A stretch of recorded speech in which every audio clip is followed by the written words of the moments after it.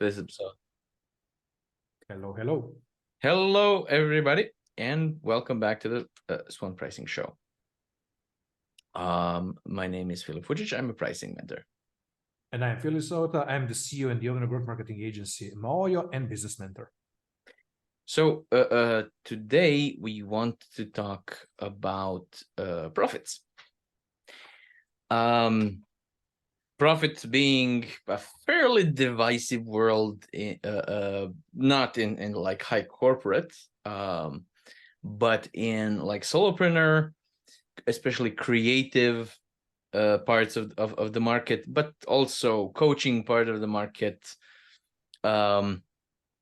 It can be divisive to even talk about profit, and it's actually although it's very nominally it's very easy to calculate, this is not really true for expertise-based services, because mostly you calculate it by subtracting the costs from the revenue.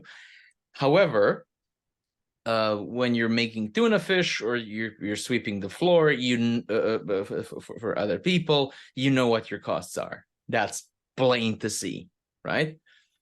You paid somebody to sweep the floor, you know that. However, when you're self-employed and you're the only employed person, and you know some of the things you probably would have done anyway, and some of the things you don't have to do because you did it already, or you learned it before, or you did it using free software. What exactly are your costs gets completely blurred out of the picture, which means that it's very hard to see what the profits are, right? And of course, especially for some parts of the market, it can even be divisive, as in being the dirty word, right? Oh, you just care about profits. I usually like to say that profits are not the goal of business, just like or the point of business, just like oxygen is not the point of life. Nobody lives to breathe oxygen, and very few, if any, people that I know that are solopreneurs are in it for the profit. They just need the profit because otherwise they get choked, right? Literally. Yeah. So in the pre-show you talked about the costs, right? So how do you determine or you have employees, but you also have part-time partners, part-time people. So apart from looking at what you actually paid for X, how do you determine your profits? Yeah, in my respectable case and scenario, I have quite extensive calculation by default. The point is, one primary thing I want to emphasize this, and you were on that road. People, especially solopreneurs, are looking at their business as, okay, they're solopreneurs, a one-man band, whatever, and all they earn, they look from the perspective, this is enough for me, that's it. They're not seeing themselves as a part of their businesses as a system. So they're the resource to their business, to their company. That means that you need to have proper and healthy calculation for reserves, for the redundancy, if something happens, etc., etc., etc. So having an extensive calculation which gives you space to breathe, it is important, especially predicting the future outcome, what will be happening, the situation with the market, etc., etc., etc. In my business, and in the end, in any other healthy business, you need to see every person as a relevant resource, meaning that you need to take care of calculation practically per capita or per team, so you can adequately address all the obstacles, objections, problems, issues, whatever, in case something happens. Because you, as the business owner, no matter you're a one-man band, three-man band, million-man band, you need to take care of business continuity. And in the end, you mentioned profit as a dirty word, at least as it is sometimes perceived. Profitable business is a healthy business because you can take that portion of profit, dissect it to smaller chunks and distribute it, reinvest it, reserves, redundancy. You can do with it whatever you want, so you can have a long-term, successful, helpful, and sustainable business in the end. So that is the primary concept which any business should aim for and look for when establishing their financial freedom and healthy foundation for the business. Okay, so I've been taught about profit. It's firstly, it's not something that you get for working. It's something that you get for risking. So let's say theoretically, there's three kinds of income. One of them is rent. One of them is which you get for not using something that you could use. One of them is wages, which you get for working, and one of them is profit, which you get for taking risks. Now, self-employment is taking a risk anyway, right? So you don't have to take any other risk. That's already something that you need to it's be good enough. For. It's enough. Yes, because if you're not paying yourself any profit, then you're probably better off working for somebody else. Yeah, they will take the risk, and you will get a much smaller portion of the money, and the rest goes to them for managing the risk. If you want to manage that risk yourself, you should be getting profits, because otherwise they would be, right? You're not, you don't gain much if you work in your own business. You work all of the jobs and you pay yourself for working. Great, but probably you're way worse off, because the risk is much greater for basically the same or 20 or 30% higher wages. That's not worth it.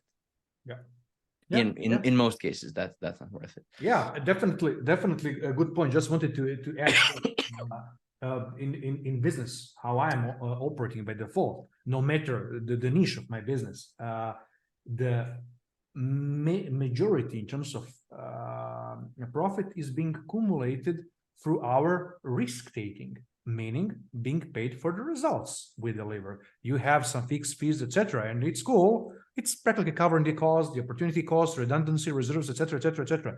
But primary money maker is when you are taking the risk and putting the partner shoes and supporting your respectable clients and customers and strive forward together. That is where the true profits and true business lies in. Yes, and the other source that I've found on the origin of profit is basically in the difference between knowledge of information, but in our cases this is knowledge. So if you know much more about something than your client, then you're probably going to be able to get profits out of it. And almost by definition, if you're an expert, you know much more about something that is important to the client than the client. That's the job, right? So if there are no profits or no significant profits, something is wrong. Something is leaking. Something is missing. And usually it's people pricing themselves as if they are the worker that doesn't take any risks, and leaving the lion's share of value to the client. So that's what usually happens. Also, an interesting thing about profit, there's a concept called on-balance profitability, where you charge a risk premium to most clients, and then let's say 20%. And then maybe just a few of them actually justify this. So for everybody else, you thought you would need 100 hours, and for most of them you need 80 hours, but for one of them you need 200 hours. But if you charge it like this, then firstly you're incentivizing yourself to manage risks as to the best of your ability, but you don't really need to charge that one client if it's not their fault, if it's, you know, objectively something. You can say, yeah, it's fine. Because at the end of the year, on balance, you're still going to be plenty profitable. Yeah. And that client will usually be thrilled by this, and you're going to get references. You're going to get, it's not, you know, when somebody says, give me a discount, I'll give you references. Yeah, right. Okay. Pull the other one. But so this is somebody expecting to be in trouble, although that might not be their fault, and everybody knows it, but you know, and then you say, no, it's fine. Yeah. Now, so now you're projecting strength. You're showing that you care. You're projecting empathy.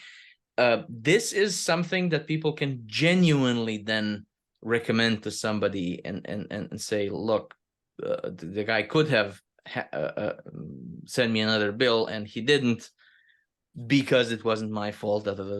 Obviously he's successful enough that he can do this. So that is completely different than the thinking being, oh man, I promised this random guy that I haven't even tried with that I will promise that I will recommend it to somebody, but what if he rips me off and them too? I would rather him just rip me off. That's so that's a completely different mindset. Yeah. Right? And you don't even say, yeah, okay, I'll forget about this addition, but get me a reference. You can, but even if you don't, it's a completely different situation, right? So I think it's important to understand that the risk that we're taking needs to be compensated, and then how to do it in order to get really good outcomes no matter what happens, right? Exactly. So a risk premium is not necessarily something that you want to express to a client. Just like you don't want to expressly say, yes, I've traveled to your city, that cost me $26.75. I would like you to reimburse me. No, just charge him 100 extra in general, and you know, have a really nice lunch somewhere. And if they ask about, you know, the cost, you just don't worry about it. Yeah, definitely. That's good point. That's much better. Yeah, and in the end, it's a part of also the value-based pricing as the approach and principle, because you're practically making the assessment of true impact on somebody's business, because not all the businesses, no matter they are possibly in the same niche, are the same.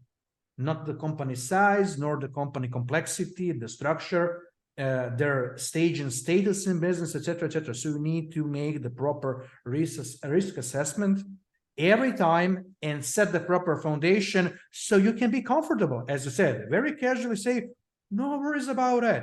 We can move forward. And you have healthy relationship, you have satisfied customer, and you have a long-term game in hands. And that is the point. In the end, you're positioning yourself and putting yourself in the driver's seat and in the role of trusted advisor. And that is the desired state of every expert in their business, not to be seen or perceived as some random guy, a service provider, but a trusted advisor who is actually out there for you, helping and supporting you. And because of his help and support, you are exactly where you are at the moment.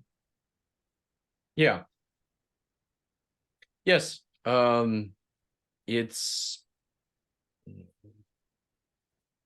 It's a completely different mindset from saying, aha, okay, I paid this and I charge that, so my profit is, 20% is plenty. It's not about that. It's not about the margin, right? It's not about the margin. We already talked about this. It's about how much value can you share with the client in a fair way, right? So the more that you can generate, the more that you can gain, and this is a much better way of expressing profits, is the share of the value. Because otherwise, if it's costs and then profits on top, okay, then you're incentivized to raise profits, to raise costs. Yeah.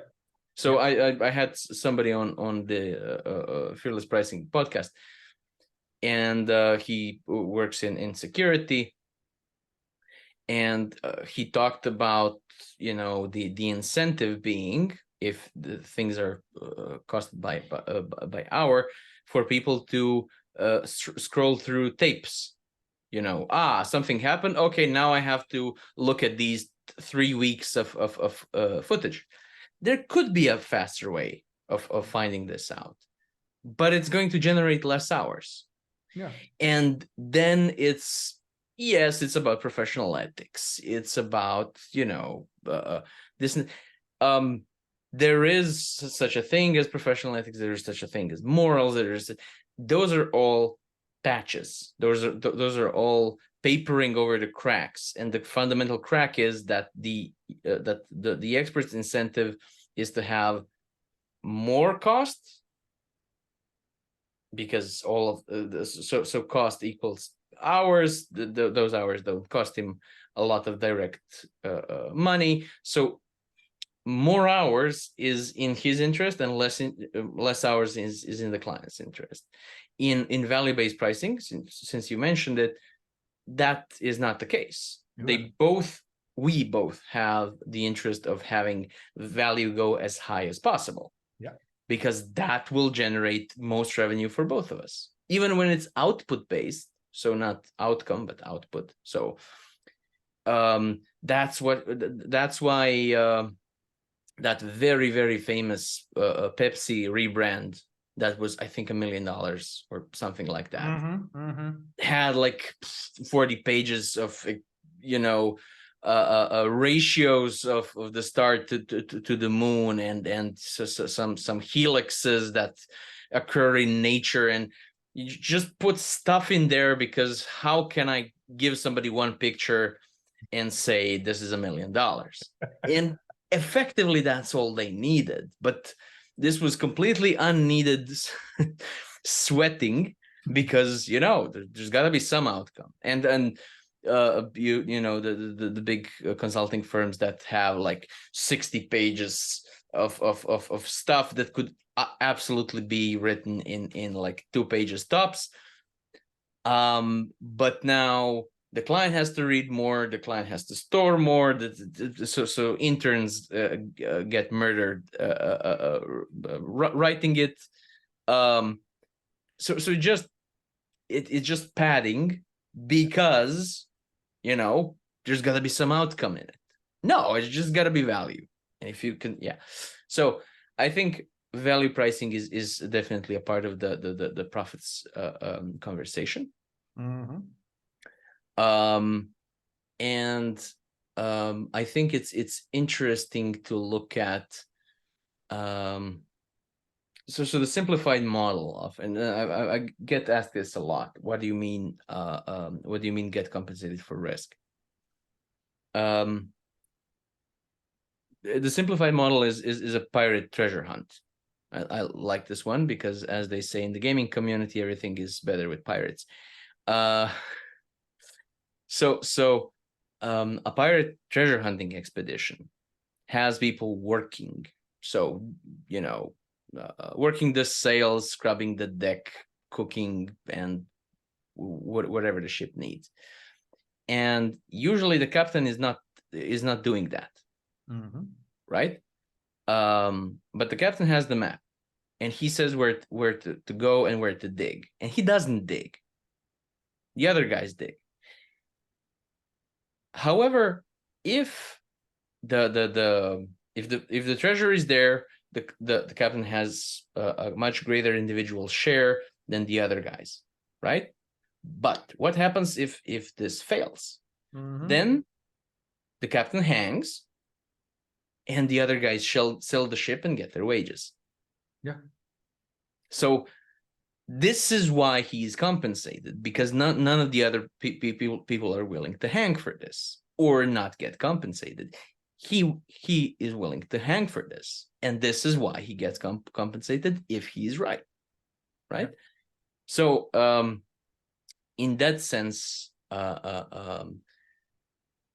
profits are not something that I find controversial. It's just not very interesting. Usually you have to have them, you have to be aware of them, right? Because as you said, many people don't really know how to calculate them in our field, in the SWAN world, right? Because in the doc world it's easy. Usually it's just it's just a matter of sitting down and opening up an Excel sheet and saying, aha, okay, so this and you have appreciation, and you have the up and down of the dollar and whatever. It's way less straightforward when you're using your private computer in your private home doing work using the electricity and internet you would have paid anyway. And now what is my profit? Everything is my profit. No, absolutely not. You need to see, as you say, if you didn't do this, how much would somebody else cost to do this? So that's your wage. And then you need to see how much money are you willing to exchange for the fact that you're on your own, that you have to because that's a huge difference. People, when they're sitting in an office, they usually get paid for 40 hours a week. Sometimes they have to do 60 or 80, but they're paid for 40. Hey, it's all part of the bargain. But they get paid for 40 hours.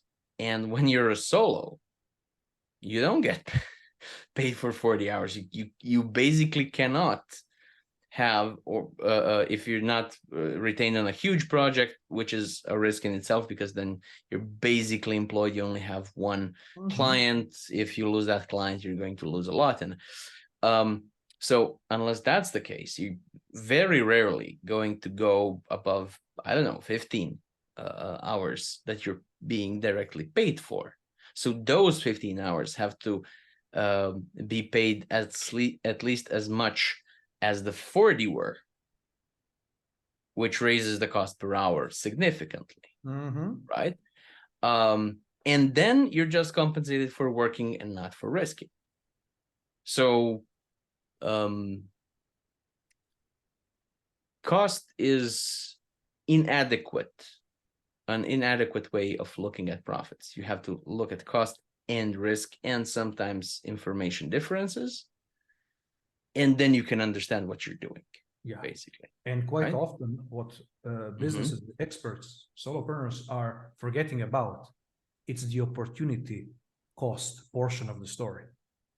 Especially if you are one-man band, focused on some stuff, you know what is the plan, what is the goal, how you can achieve it, and that's it. But if several new projects come to your table and you are able and you're willing to take them, that is definitely some level of risk, but also in the calculation, you should be thinking about what is the actual opportunity cost if I'm taking this instead of doing that, which was already pre-planned and predetermined as something which needs to be done. Because if you switch your focus from priorities, that can make a big impact on your a long-term business plan. And what is the actual effect of it? People are very often, they're like in candy shop. This is awesome. This is awesome. Yeah, I agree. A lot of things are awesome, but just at the first glimpse, what is the actual state and situation behind? How much time does it require, and how that impacts your long-term plan and goals? It is very important. So opportunity cost definitely is an element and parameter which should be taken into consideration, making the analysis, risk assessment, and everything, considering the new job or project opportunities. As the Lego movie taught us, everything is awesome.